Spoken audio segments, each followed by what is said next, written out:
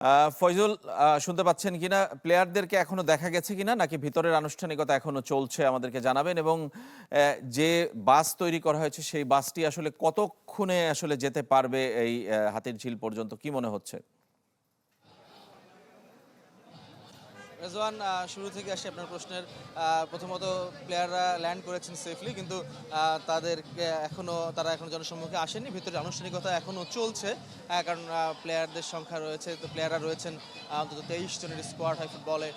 বাড়তি খেলোয়াড় রয়েছেন এবং তার সঙ্গে কোচিং স্টাফ সহ বেশ বড়।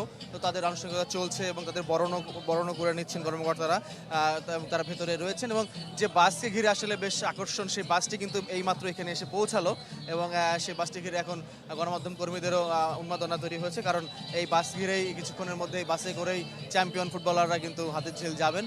তো সেই বাসটি মাত্র এখানে এসেছে এবং বাসটিকে আসলে জায়গা মতো পার্ক করা হচ্ছে, যেন ফুটবলাররা বের হয়ে বাসে উঠে রওনা হতে পারেন। আর যে কথা বলছিলেন যে কতক্ষণ লাগতে পারে আসলে যেতে, রাজধানী ঢাকার যানজটের যে চিত্র, যদিও তেল ইস্যুর পর থেকে কিছুটা রাজধানীতে গাড়ি ঘোড়া কম দেখা যাচ্ছে পথে, তো সেক্ষেত্রে তাও এখন থেকে হয়তো ঘন্টাখানিক লেগে যাবে, কারণ বেরোনো থেকে শুরু করে তাদের বাসে ওঠা এবং বিভিন্ন আনুষ্ঠানিকতা শেষ করে আবার হাতিরঝিল পর্যন্ত যাওয়ার অন্তত মিনিমাম ঘন্টাখানিক লাগবে সেখানে পৌঁছাতে। যেহেতু ফ্লাইট ঘন্টাখানিক ডিলে হয়েছে, তো সেখানে প্রোগ্রামটা কিছুটা পরেই শুরু হবে এবং সেখানে ফুটবল ফেডারেশনের কর্মকর্তারা অপেক্ষা করছেন। এখানে আপনি বলছিলেন দর্শকদের, ক্রীড়া প্রতিমন্ত্রী আমিনুল হক, ফুটবল ফেডারেশন ডেভেলপমেন্ট কমিটির চেয়ারম্যান নাসির শাহরিয়ার জাহেদি সহ কর্মকর্তারা কিন্তু আছেন। তারা এখান থেকে বরণ করে নিয়ে যাবেন এবং সেখানেও কিছু আনুষ্ঠানিকতা থাকবে।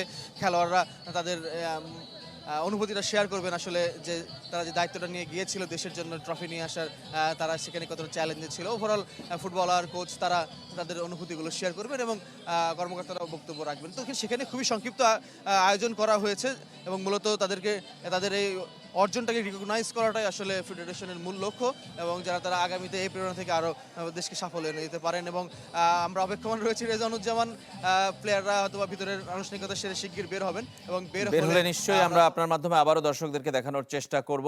ধন্যবাদ আমাদের সঙ্গে যোগ দেওয়ার জন্য ফয়জুল ইসলাম।